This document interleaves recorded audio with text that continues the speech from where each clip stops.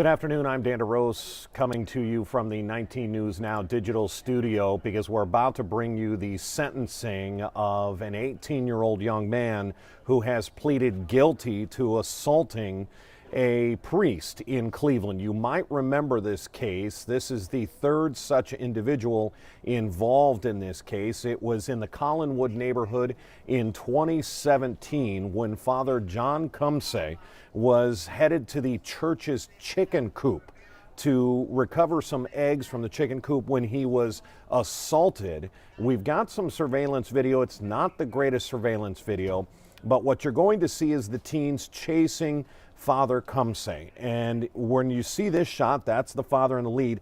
They pulled a gun and actually fired several times at the priest. They didn't hit him, but the chase caused the Father Cumsey to fall to the ground and injure himself. Two other individuals have already been sentenced in this case. The driver of the stolen van was sentenced to 7 years in prison, and now 18-year-old Anmin Walker is about to find out his fate in the role that he played in all of this in the past. And we have seen that Father Cumsey is in the courtroom. He has provided some great impact statements, as we believe he will again today, and we'll have to see what Mr. Walker has to say for himself as for demanding the belongings and then trying to assault this priest who was merely trying to get eggs from a chicken coop. Let's take you into the courtroom. Section 2903.11, subsection A2, which is a felony of the second degree. He also pled guilty to a 1-year firearm specification associated with that charge.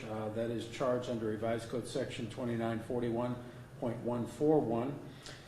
And he also pled guilty on that same day to the charge in count 3 as amended. That was aggravated robbery under Revised Code Section 2911.01, subsection A1.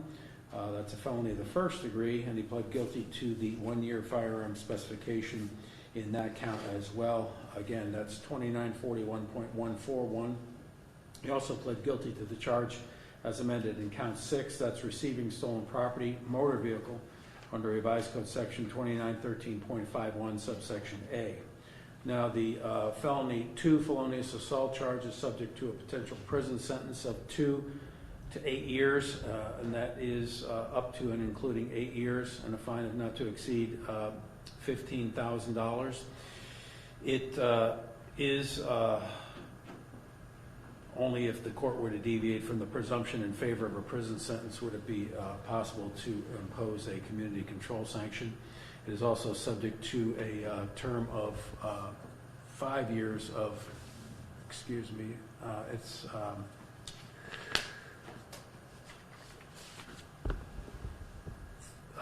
3 years of mandatory post-release control for that offense. And it is also subject to the 1-year firearm specification, which by law is to run prior to and consecutive with any sentence imposed on the underlying felony of the second degree. The charge in count 3, the aggravated robbery charge, that's a felony of the first degree. That's subject to a potential prison sentence of 3 to 11 years, and that is up to and including 11 years, and a fine of not to exceed $20,000. It is, again, subject to the presumption in favor of prison, only if the presumption were to be, court were to find reasons to deviate from that presumption, would community control be possible, and that includes a 5-year mandatory term of post-release control on that particular offense. And finally, the charge in count 6, the receiving stolen property motor vehicle, is a felony of the 4th degree. That's subject to a potential prison sentence of between 6 and 18 months, fine of not to exceed $5,000. It is eligible for community control, but also subject to 3 years of discretionary post-release control if the court does impose a prison sentence on that charge. The court has now the opportunity to review the pre-sentence investigation report that was completed by the Cuyahoga County Adult Probation Department in this matter, and the court has made that report available to counsel. The court is also in receipt of letters in support and against the defendant. And those will be made part of the record, as well as any other written or oral communications to the court during this sentencing hearing. So we are here for sentencing on this case. Mr. Walker, before I do determine the sentence to impose, I'll give both you and your attorneys a chance to be heard on the record, as well as people who wish to speak in support. I'll limit that to 3 people, and I'll also hear from the state of Ohio, and any victims or victims' representatives may also speak. Again, we'll limit it to a reasonable number of 3. So we'll proceed in that manner, and I will offer the podium first to defense counsel to be heard in mitigation. Thank you, Your Honor. May it please the court. If the court would allow it, I would prefer to defer my remarks until after such time as Ms. Hassan has had a chance to make her presentation, and I would ask that at this time. All right, that's not a problem. We'll let the state go first. Thank you, sir.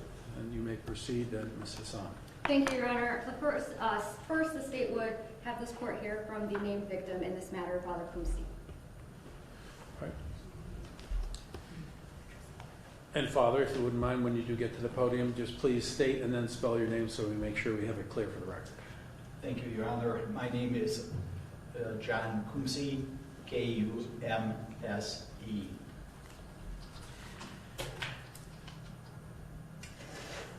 For my part, I'm glad that we are finally coming to the end of this ordeal. And Amin, especially for you and for everyone else who was involved in this crime, the consequences, unfortunately, will continue for you. I'm only happy that what happened to me and your apprehension may have prevented you and the others from doing something else to other people. In doing some reflection on this, it always makes me wonder why everyone is always so sorry and regretful only after they've been apprehended and face the penalty for bad behavior. Is it remorse for being caught, or remorse because you actually recognize and accept how wrong the decisions you made were? Like the others involved in this attack, I often remember you in my prayer, praying that you get an extra dose of wisdom and just plain common sense to think, to really think. I pray often for your protection.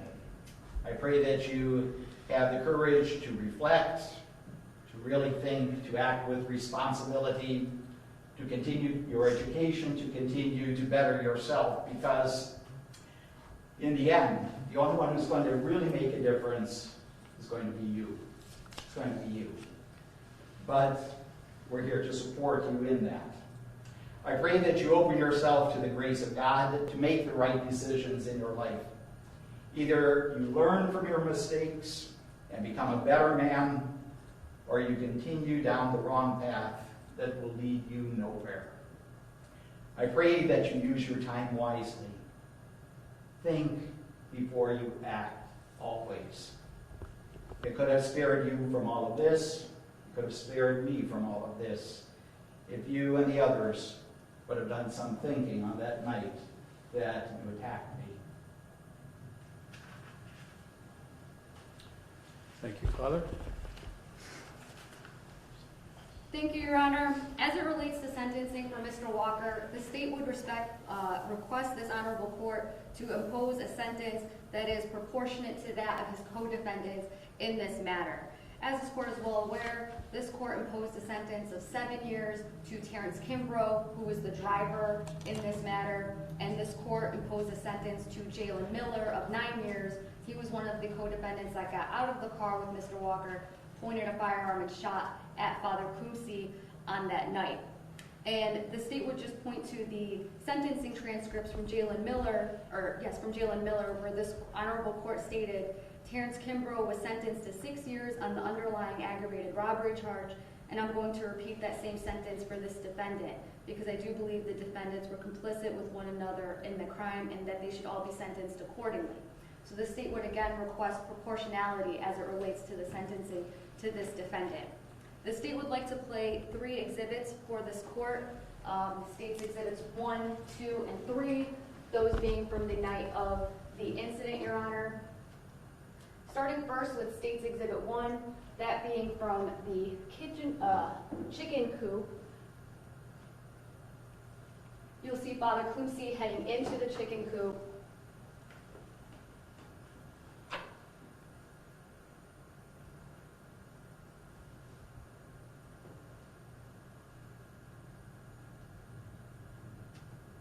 And here you see two individuals, Jalen Miller and Amin Walker, walking past the chicken coop and then heading back. State's going to just rewind for one moment.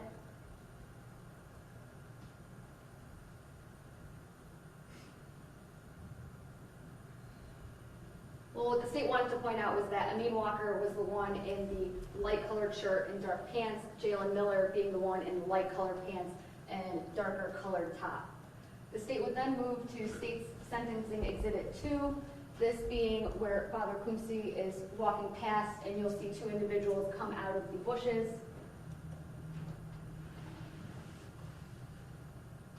And Your Honor, these two exhibits, State's Exhibits 1 and 2, are important because the defendant states in his PSI on page 3 that he just got out of the van out of curiosity, that he didn't know what he was doing, and then he ran out of fear. However, State's Exhibit 1 and now State's Exhibit 2 will show that that's not true, Your Honor. He had multiple opportunities to walk away, and he chose not to do so.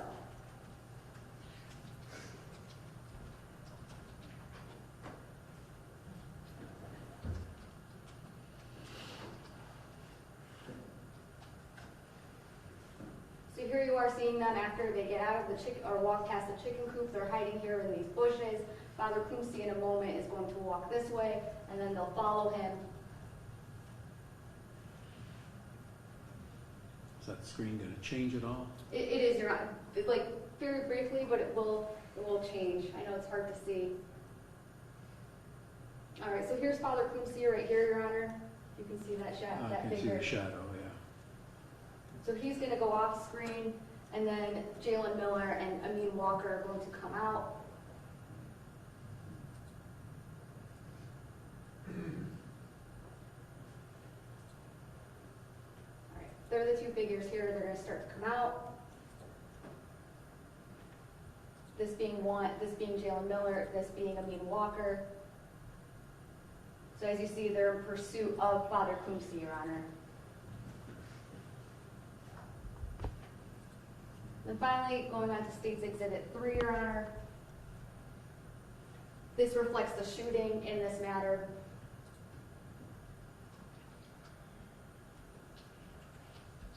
And here you see Father Klumpsy running. You see Amin Walker leading the chase against Father Klumpsy with Jalen Miller shortly behind before a shot is fired. And while Amin Walker, again, stated in his PSI that he was just unknowingly running because he was afraid, it's important to point out, Your Honor, that I'm going to start State's Exhibit 3 over very briefly, is what you'll see is that he raises his arm up, Your Honor. So he does more than blindly chase after Father Klumpsy. His arm is raised, and if it weren't for him appearing to slip, who knows what he would have done that evening, Your Honor. So the state would again ask this court to consider a proportionate sentence, as this defendant, Amin Walker, is not similarly situated to Terrence Kimbrough. He took another overt act, a separate act from Terrence Kimbrough. He got out of the car, he chased Father Klumpsy with Jalen Miller, and he pointed what appeared to be a firearm at Father Klumpsy that night. And as this court is aware, Father Klumpsy suffered a shoulder injury that night that he had to undergo surgery for. So again, the state would ask this court to impose a proportionate sentence that is something more than Terrence Kimbrough, who he is similarly situated with in terms of having a prior delinquency history, but more so in that he got out of the vehicle and conducted more actions than his co-defendant in this matter. Thank you. Thank you. One question for the state, though. State in the other cases indicated that it would, counts 2 and 3 would merge as allied offenses. That's correct, Your All Honor. right. So would the state choose to go forward then on count 3, the higher charge? Yes, Your Honor. All right. All right. We'll proceed in that manner then. And defense may be heard in mitigation. May Mr. Hoffman open, please? You may. Go ahead, Mr. Hoffman. Thank you, Your Honor. In preparation for this, we've given this a lot of thought, and if I stumble along the way, I apologize. But one of the things we felt strongly about was that there were other acts going on at this time. There were other acts that night. There were other acts following that night. And we'd ask you to keep an open mind towards what else happened and who Amin has proven to be since that night. There's no good excuse. There's no real explanation for something like this. There's no good rationale for doing this. There's no silver lining here. This was a terrible offense, and I think pulling back the details of it, that leading up to it, it's much like other things that go wrong in our lives that people can relate to. I deal with a lot of clients with drug addiction, and by no means in comparing this to addiction, but it's usually a series of bad choices leading up to a big disaster or a big offense, and I think that's where Amin was. It started simply with becoming friends with the wrong person at school, to hanging around bad associates of that person, and just following that peer pressure, one little decision at a time, until all of a sudden there's a spur of the moment idea to get out of this car and to rob somebody. That happened much faster than I think he could wrap his mind around when he was 16 years old. And for some of those cases, it's about whether someone hits bottom, whether they hit rock bottom. I think that's something a lot of us have heard. And I think the difference in how people respond to that is really indicative of what happened to Amin versus what happened to the other individuals there that night. There were some photographs through the portions of discovery where Terrence Kimbrough and another one of the juvenile co-defendants in this case were posing in the van, posing with a gun, making comments about it's going to be free on us. And I think they already had in mind that they were up to no good, and they offered, hey, Amin, we're going to come by, we'll pick you up. Amin was at school that day, finished out the school day, went home, and got those calls, said, hey, come out, we're outside your house, come, we'll pick you up. And he made that first bad decision of getting in the car. And he's around people that he shouldn't be, and gets caught up in something he shouldn't have done. They didn't drive all that far, they weren't together all that long before this happens. But what happened afterwards, I think, is very important to judge, and I think that's where you see that Amin hit his rock bottom, where the others may not have. Shortly after the incident, Amin says, look, take me home. I can't. Take me home. They take him back to his grandmother's house, and he goes in. The others go back to one of the juvenile co-defendants' house, and they all stay there. They weren't feeling, I don't think, the regret like Amin was. That bottomless pit in your stomach, just your heart sinking. And further than that, when the police came to his school a few days later, they take Amin into custody, and he admits his involvement. He confesses to the crime. He was there. He did it. He got out of the car. He made a mistake. I think that's different when you compare it to some of the other actions that have happened. Terrence Kimbrough didn't give a statement to police, stayed quiet. Sure, that's his right to. But he also caused problems in the juvenile jail, was involved in another offense there, and was brought down to the county jail. Jaylen Brown lied in his interview for over an hour, through multiple questions that he couldn't deny, and just for over that hour, until the bitter end where he couldn't even say anything else. He lied as much as he could to protect himself. One of the juveniles, who I'll give by initials, TP, she stayed in juvenile court. She was hostile to questions, multiple interviews with her, had been placed on probation, has violated probation. And similar to MM stayed in the car. Him staying in the car and not getting out is what led to him staying in juvenile court, his case not being bound over here. He was also sent on probation, has violated, and last I had info, had a warrant out for his arrest. But Amin didn't go that route, and I think that is kind of what Father Kunze was wondering, is he remorseful because he was caught, or was he remorseful because he did something wrong? And that act of take me home, that act of confessing to the police, not playing games, some of those things, I think was his, I messed up. I know I'm going to have to suffer consequences, but that was his rock bottom. Started with his honesty and getting honest about the case, And now it's about his willingness and what he's going to do to have a better life. And I think that rock bottom that he hit turned into his willingness to change his behavior and become a better person. And I think Mr. Standard and some of our guests here today will illuminate you on that. And that's why we believe that he should not be treated the same as some of the others, because he's not the same, and I think he's taken a lot of steps to show it this time. Thank you. Thank you. All right, Mr. Standard. Thank you, Your Honor. May it please the court.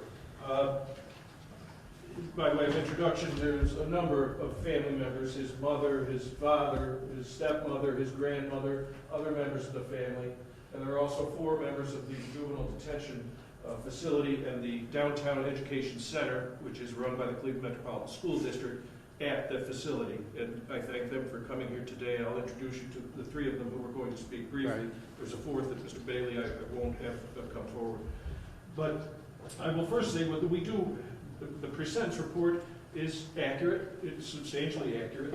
I will say, as I do in almost every case, by the defendant's plea, we don't necessarily adopt a version such as the one that's contained there, the factual statement you have there.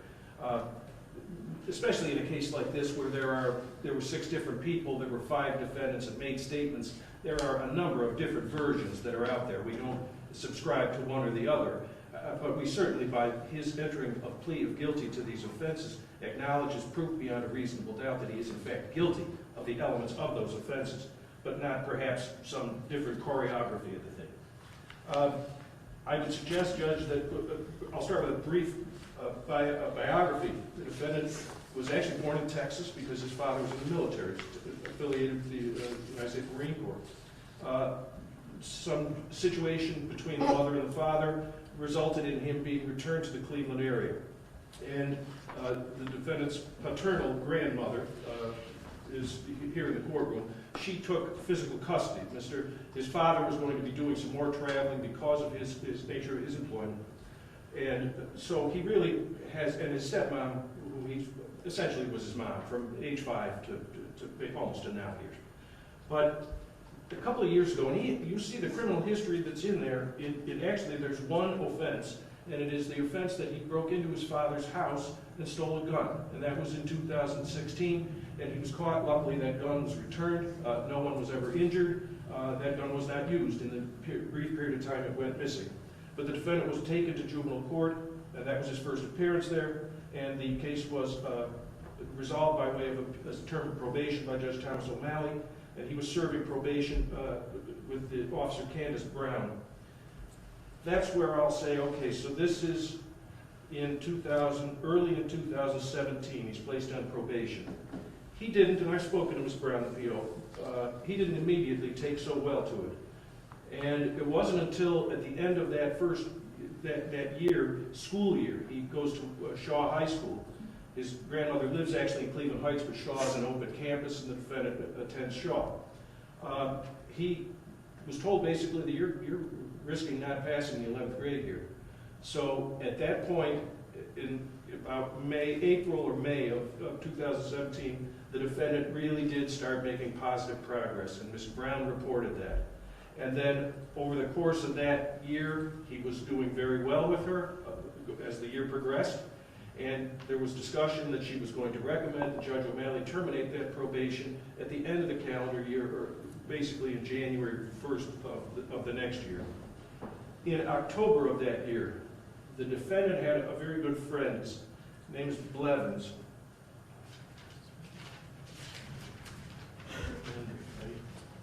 His name here, Bernard Blevins, and he was murdered at 117th and St. Clair. And this was a very dear friend of the defendant. And he went into a terrible funk at that point, the defendant. And Ms. Brown noticed immediately the drop-off in his willingness to comply. He started smoking marijuana every day. And within 2 months, he found himself in the situation that leads him here today. That's how quickly it happened.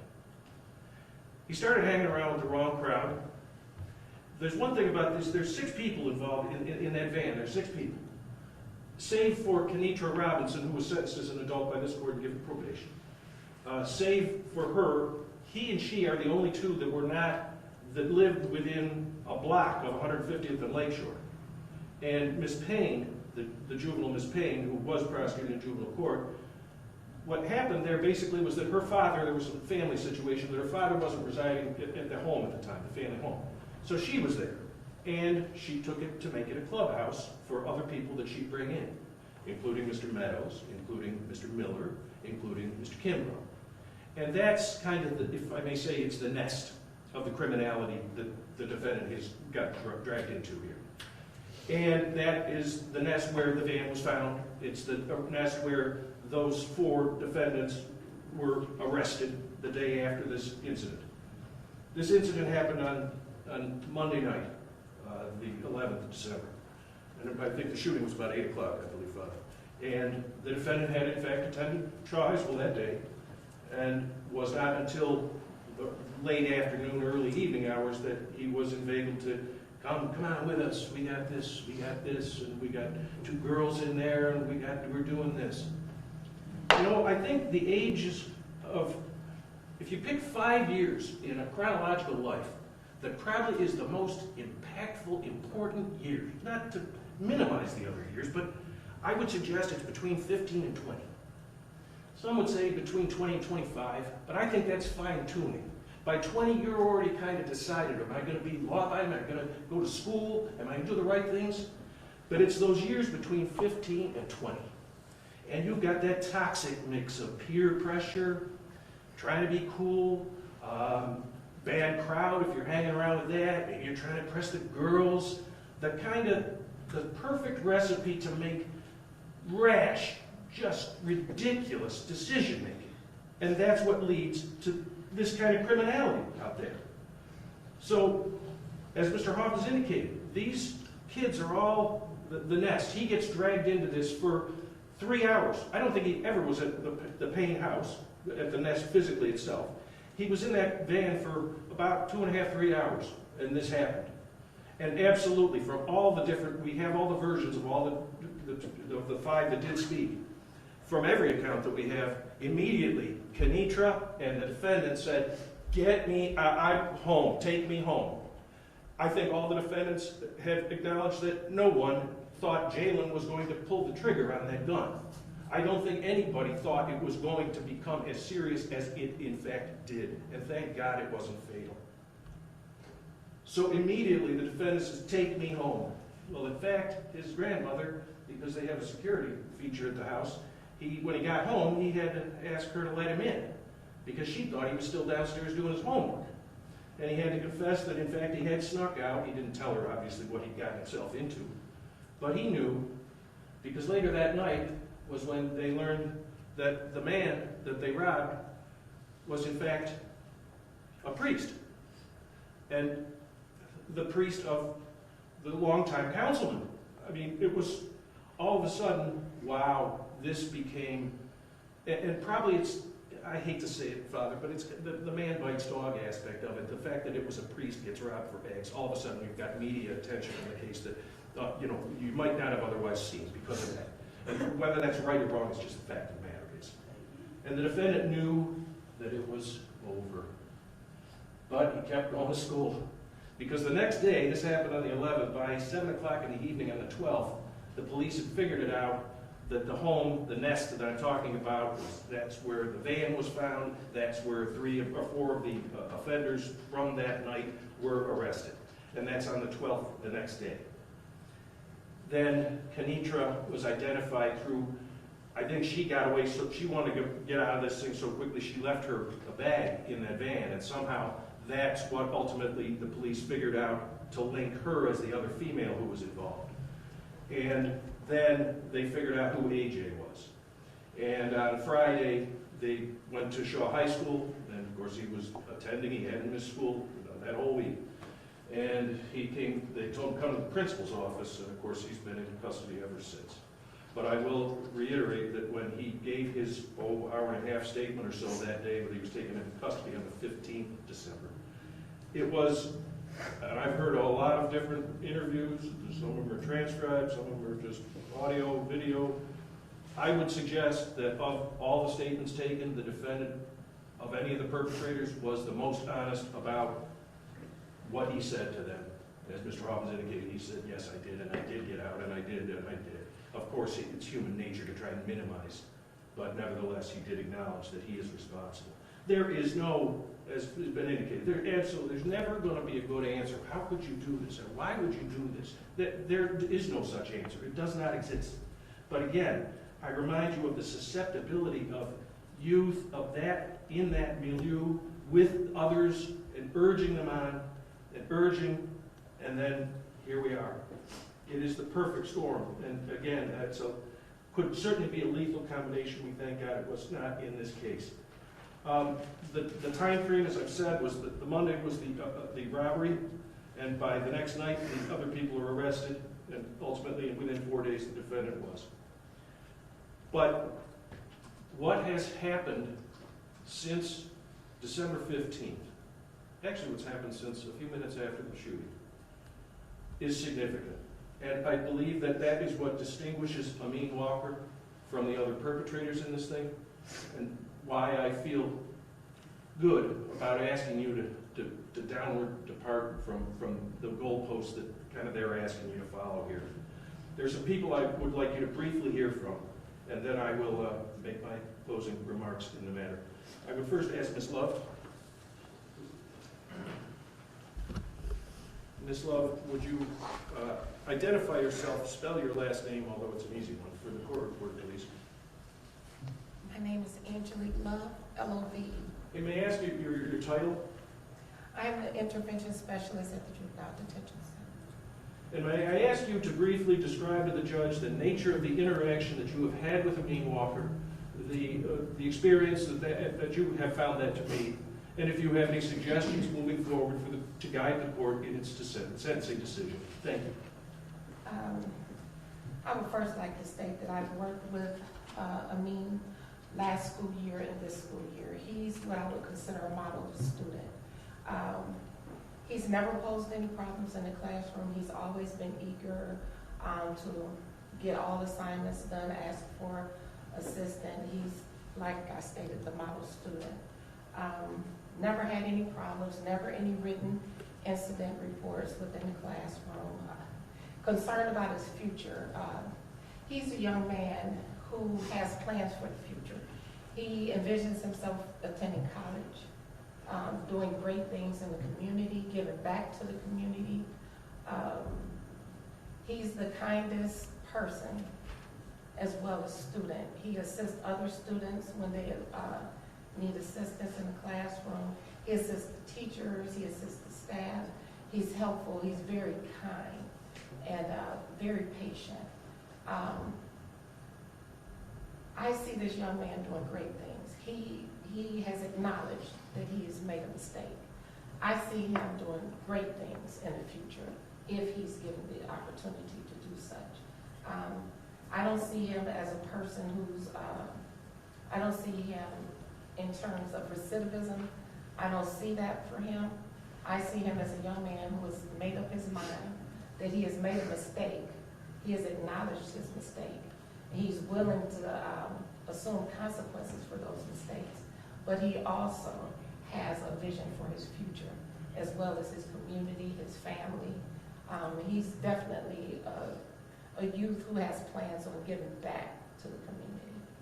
And I would think that if he's given a chance, he would be an asset to society, as well as a productive member of society. Thank you, Ms. Love. Thank you very kindly, ma'am. Ms. Pryor?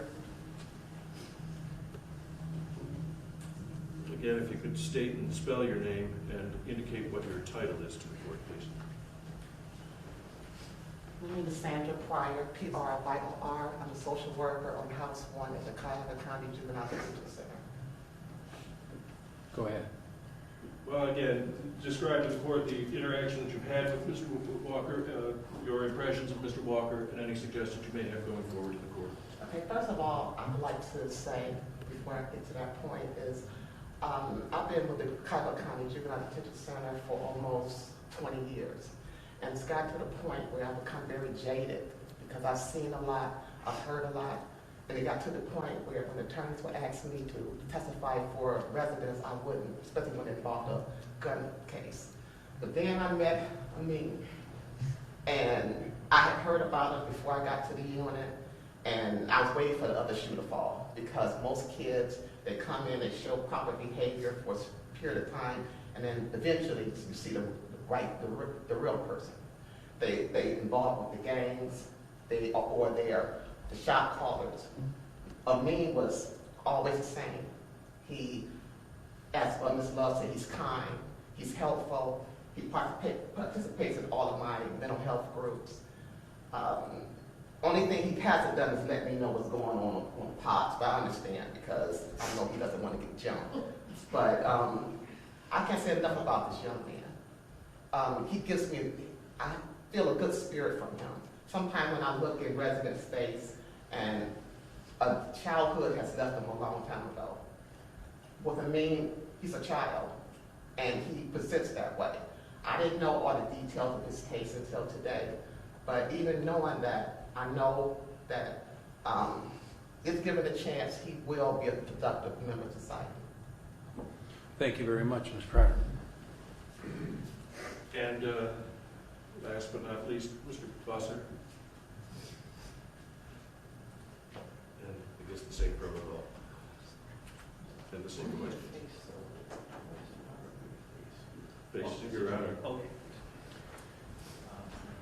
Charles Bossert, B-O-S-S-A-R-T. Go ahead, Mr. Foster. Okay. What's your title? I'm sorry. I am a teacher at the Downtown Education Center, part of the Cleveland Metropolitan School District. Amin was my student during the 2018 school year. I guess on paper he is still my student. During the 2018-2019 school year, he completed his remaining part of his junior year he had to finish and all of his senior year. I am bragging a little bit right now, but he is the first student I ever had the pleasure of graduating from high school. Even though he attended Shaw High School, I'd just like to make a note that he graduated from the Cleveland schools. The reason that's important to note is, as you probably have seen in the news, the Say Yes to College that the Cleveland schools have. Because Amin is a 2019 graduate, he is eligible for the program, 4 years of basically tuition to a college that is listed on the sheet. And quite honestly, now that we're seeing this, I'm actually going to make some inquiries and see if there's a way, should he be sentenced for a period of time when he gets out, is he still entitled to that? Why, if he does go to a facility, is he entitled to that while he is inside that facility? I guess, when you say, okay, he's been in school, he had nothing else to do but the classes, I guess the one thing I would say that really focuses to me, if you were looking for something more tangible, the Ohio State tests. You need not just high school credits to graduate, but also test scores. Amin does have an IEP. You met with Ms. Love earlier. Some of the students in the facility, they don't take it serious. We have some of my students have terrible attendance in school. When Amin sat down for those tests, he gave 100%. Was basically a great asset. Sometimes he would just sit there and let the, if you will, the yo-yos finish the test in 10, 15 minutes, let them get out of the room so he could concentrate on it. You need 18 points to graduate. Amin, I believe, only made 15, but I would like to point in a couple areas.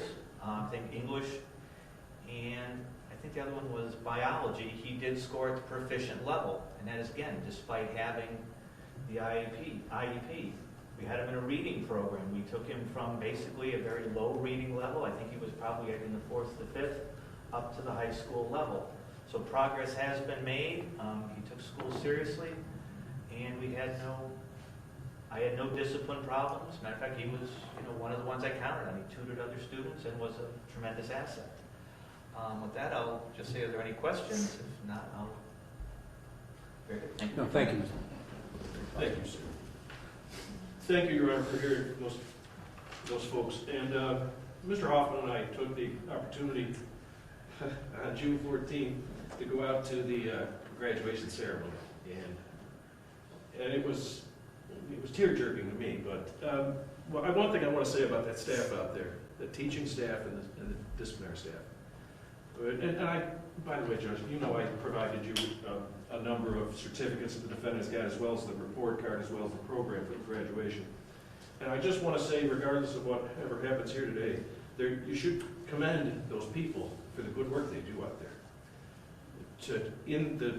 I'm not used to, I work in this building and there's a lot of, I steep myself like a tea bag and pathetic and this sort of thing. But there was a joy and a hope and a forwardness, looking forward, that I saw out there that just, it was wonderful. It was wonderful to see these people, even though they're working in, this is a disciplinary, this is a detention facility. Nevertheless, there's a sense of hopefulness, and I think Amin is part of that. And I think everything he's done to allow me to give you these certificates and this, you got straight A's in that last marking period. I put his score in there. I mean, he made up a lot of lost ground in the last year and a half. And I don't believe it's feigned. I don't think it's just to put on a good show here. I do not believe that. I've seen the kid probably 50 times out there, and I don't believe it's feigned.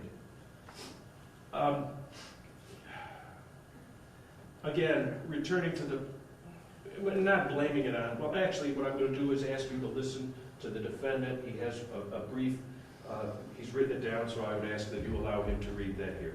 All right. You can go ahead. If it's easier, you can remain seated. It's not necessary to stand. It's closer to you? Okay, keep your voice up, please, and take your time. To the community and Father Kunku, I would like to apologize for my involvement in an incident that happened on December 11th of 2017. Please forgive me for the stress and fear this may have caused. I pray for your and God's forgiveness for the wrong choices I have made and repent of my sins. I have let my family down. They repent on me for a lot of things, and I'm sorry for this. Peer pressure and rebellious can get you into a lot of trouble and being around the wrong crowd. This has taken away 2 years of my life, but I will make God, myself, and my family proud of me no matter what the situation is. In all my ways, I will acknowledge God, and He will direct my path. I never intended to harm you. It was an impressive act without thinking that went very wrong. I am deeply sorry and pray for your forgiveness, Father Kunku. And I gotta say, this affected my life a lot, because so many people criticize and doubt me. I've been through a lot, and I just pray for me, Terrence Kimbrough, all of us. We made a poor decision. I just had to let it go. I had to like tell the detectives that was me, and I just made a poor decision. But I don't let it be my downfall. I always make my family proud of me no matter what. Like, I was 16 when this happened. I'm 18 now, so I got some time. And everything happened on the news, the blogs, just so much. I was young. I got hard feelings about it because I still got more life to experience. But I'm still going through stages, but I was still, like, always improve myself, always make a negative to a positive. That's all I got to say. Thank you. Thank you. Your Honor, that, just a couple of, when you did reference in here, I'm sorry for this. Peer pressure and rebelliousness can get you into a lot of trouble, and that's the toxic mix I'm talking about. Wrong crowd, the peer pressure, all this adds up, leads to, in this case, 2 or 3 minutes that you're never going to be able to take back. He does not blame anybody but himself for this. Now, turning to punishment, Judge. The sentencing statutes that we operate under by daily, the purposes and the principles, they're not just incantations, rote incantations. As you know, there's thought, and they're there for reasons. And those statutes provide ample room for courts in Ohio to adjust a sentence up or adjust a sentence down as is required by an individual defendant. The prosecutor suggests a proportionate sentence. And as I've indicated, they're looking for more than 7 because he got out of the car, less than 9 because he didn't actually fire a gun. That puts us at 8. And there is a logic to that. It's not illogical to do that, but I submit that there's a rough logic to it, and that I suggest that it's a more nuanced decision that I suggest that you're asked to make. The sentencing decision in any case is, I believe, the hardest decision-making that any jurist goes through. And I know you do it, and I know you do it, and I respect whatever decision you're going to make. I've worked in this room many, many times. You're probably pretty sick of me. I've had a lot of cases in your room. Nevertheless,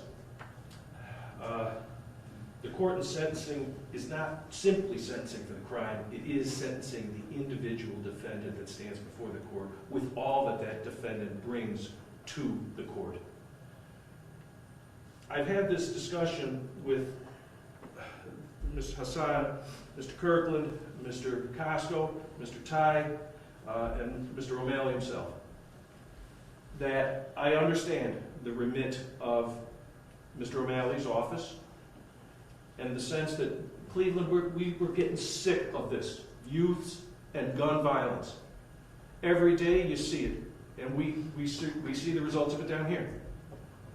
And so Mr. O'Malley has undertaken a very public position that he's going to be more aggressive on binding over juvenile offenders.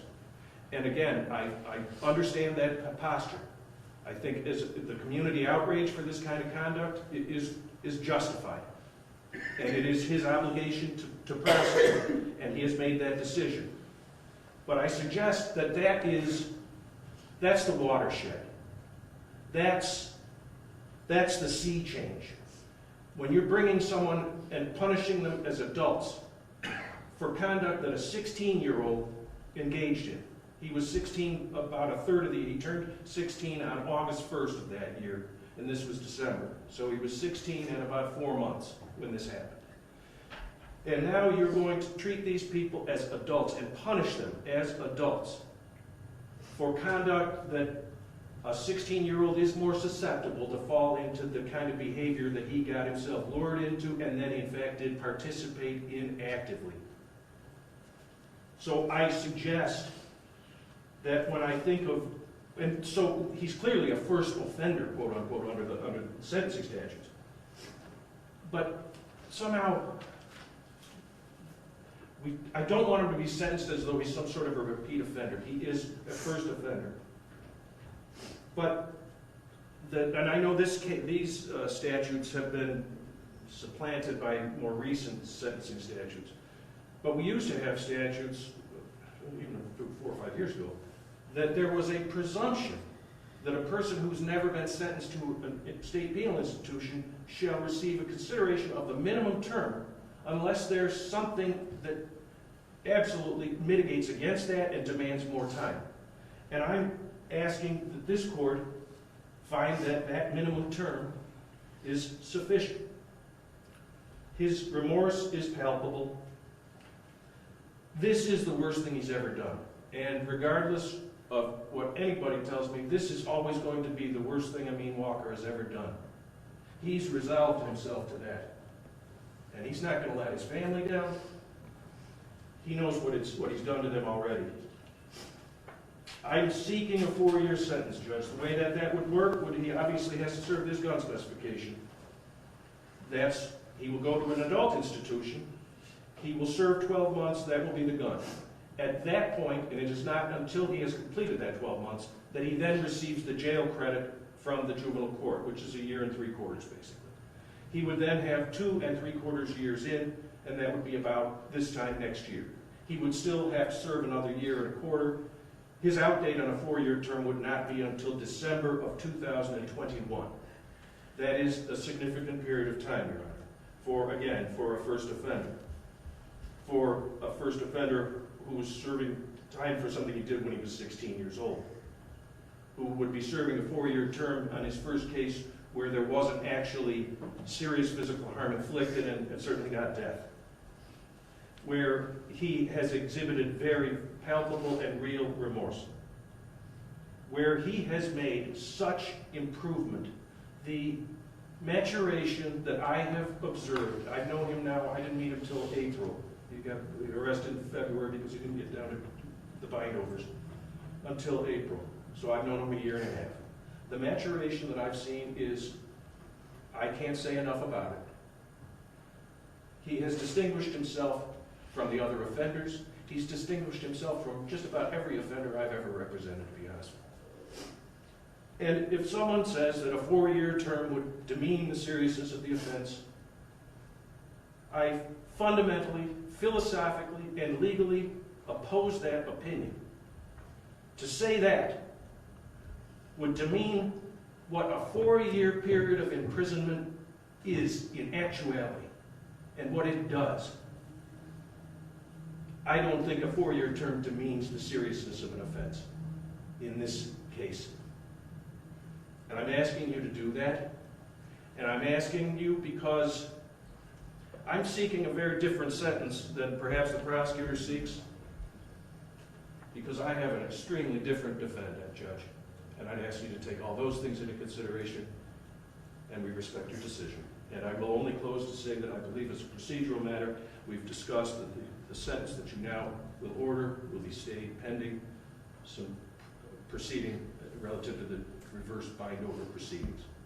And that I would ask that at the end of today's hearing, the defendant be returned for those proceedings to the juvenile detention facility. And I thank the court. All right. I'll go forward with sentencing. I will consider the purposes and principles of felony sentencing, that is Revised Code Section 292911, and also the seriousness and recidivism factors under 292912. I will note a few things, but most of it has already been covered by both the state and the defendant. There is a prior record here. It does consist only of that prior juvenile conviction. There is no adult record. Obviously, the defendant was not an adult at the time of the offense, but we will go through those juvenile proceedings subsequent to this court's decision here today.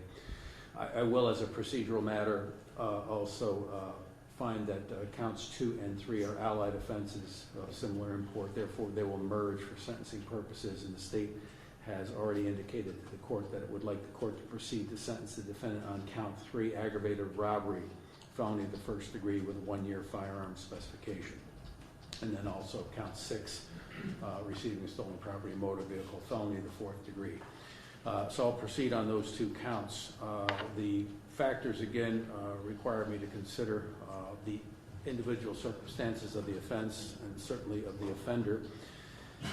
And in cases similar to this, certainly the court has taken into account the age of the defendant, and I believe it's probably well known that people of a younger age, those who are 15 and above, and maybe 15 to 20, the age seems to be accelerating even beyond the early 20s.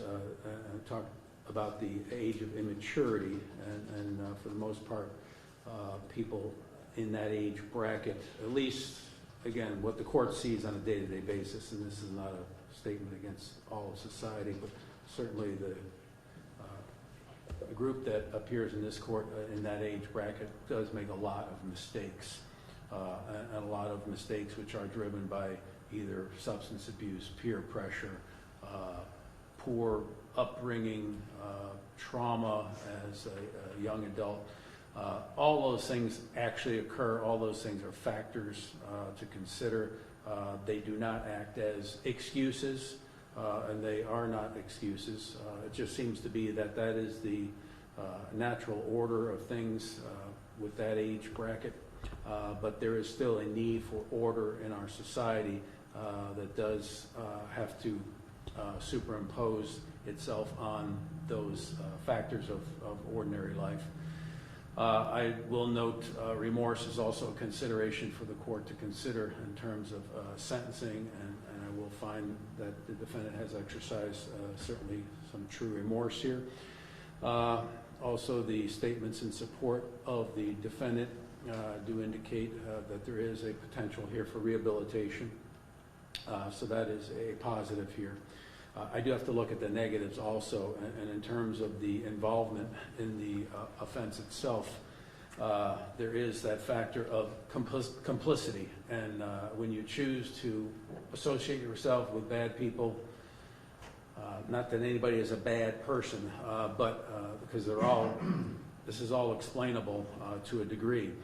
But when you associate with people that tend to make bad choices, and you make bad choices also, you unfortunately are still complicit in that behavior, and that subjects you to the same penalties as the other participants in the crime. Now, there are certainly consequences to every decision, consequences to behavior, and I think that's what we're dealing with here. Certainly, it does appear, and I can certainly accept the fact that this was a big mistake, a really big mistake. It could have cost Father Clumsy his life. In fact, if not for some errant shots, could have been a totally different story here today. That's the only somewhat fortunate thing in this situation. There could be other fortunate things, such as what you stated in your remarks, Mr. Walker, is that you can make a positive out of a negative, and this is what certainly we hope in terms of sentencing here. But I do have to follow those purposes and principles of sentencing, and I do have to protect the public and not demean the seriousness of the offense. So this is a very serious offense. It does have real consequences. In that regard, then, I am going to find that a prison sentence is necessary in order to protect the public and not demean the seriousness of the offense. In count 3, again, the other defendants were sentenced to a minimum of 6 years on that term. I do find the mitigation to be certainly sufficient, but not to the extent that defense counsel has asserted. So I will impose a prison sentence of 5 years on the underlying offense of aggravated robbery. Now, that will also run consecutive to the 1-year firearm specification, which by law has to run prior to and consecutive with the aggravated robbery sentence. So that is a total of 6 years on those two charges in count 3. The defendant will be granted credit for time served, but that will that'll be taken off of the non-mandatory 5-year term on the aggravated robbery. Court will impose also a sentence on the charge in count 6, receiving stolen property motor vehicle. That'll be an 18-month prison sentence, but I will run that concurrent to the sentence imposed in count 3. Now, in addition to the credit, you do have to be advised that this is a mandatory post-release control sentence. So you are subject to a term of 5 years of mandatory post-release control upon release from prison. So that means when you are released from prison on the 1-year firearm specification and underlying aggravated robbery charge, then you will be supervised by the adult parole authority for a period of 5 years. They will place terms and conditions upon you that will apply during that 5-year period. If you violate those terms and conditions during that period of time, then you could be sent back to prison for up to 1/2 of the original sentence. And if you do fail to report to a parole officer as directed, then you can be charged with a separate crime of escape. Again, the court has stated it, but the court will grant credit for all time served up through the date of transfer in lieu of the defendant's age and obviously employment history that the PSI indicates is nil. I'm not going to impose the court costs. Those will be waived. And defendant will be sentenced accordingly then on what I've already stated. The defendant will be remanded to further custody of the sheriff to be transferred back to juvenile facility for the amenability hearing, and then assuming that the juvenile court will find the defendant amenable to the sentence imposed, then that sentence will be imposed at that time. Is there anything further? Not at this time, Judge. No, Your Honor. Thank you. All right, thank you. Then we are adjourned. The defendant is remanded to the custody of the sheriff. May I ask one thing? Yes. And if the sheriffs would have to allow it. If the defendant would be allowed to shake Father Clum's hand, what's his? It's up to the deputies. Yeah. I've got to have that arranged through the juvenile. Thank you, sir. Nothing further. Thank you. Dan DeRose with 19 News Now. As you heard there, as sort of a gesture there at the last second, the request to be able to shake Father Kumsi's hand, that request was denied. So all total, Amin Walker, for his role in all of this, was given a total of 6 years, as well as what is known as 5 years post-control. That's in Ohio, it's been changed. That is 5 years probation. So 6 years total. He's already served 19 months, about 19 months in juvenile prison, juvenile detention center. So that gets it down to about 4 years and 5 months in prison. The defense made a noble effort to show that Amin Walker has been a model student, as one of his teachers said, a model citizen, and that they relied on him quite a bit. Unfortunately, the judge said that that doesn't take away the seriousness of the crime, and that he does feel that the chance for rehabilitation is great with Amin. He clearly has done some work, graduated high school while he has been locked up, but the seriousness of the crime cannot be denied. When you see this surveillance video of Father Kumsi running for his life and being shot at, shots were fired, not by Amin Walker, but he is one of the two that is chasing Father Kumsi, and then they all loaded in that stolen van you saw there to leave the scene. So it's interesting to look at what each individual got. The three main suspects in this case, Terrence Kimbrough was the driver of the stolen van. He gets 5 years. We also have Jalen Miller. He's the individual who pulled the trigger, who had the gun and shot at Father Kumsi. He got 9 years. And simply for tagging along, getting out of the van, and going along with this, Amin Walker now gets 6 years. We're going to wrap up our coverage. We bring you all of the day's breaking news and news that's happening now on all of our digital platforms. You can expect to see updates throughout the day on Roku, Apple TV, on our Facebook page, and all of our digital platforms. We're going to have a complete wrap-up of this and any stories that break. Of course, the big talker this afternoon has been that the announcement that the Muni lot for tailgating will not be open until 2 in the afternoon this Sunday. And that has caused some outrage among Browns fans, and we will have the very latest on that discussion coming up in our early news. We have news in about an hour and a half on Channel 19. Any other news, any other updates, we'll bring right here to you on our digital platforms. I'm Dan DeRose with 19 News. I want to thank you for joining us. 19 News, first, fair, everywhere.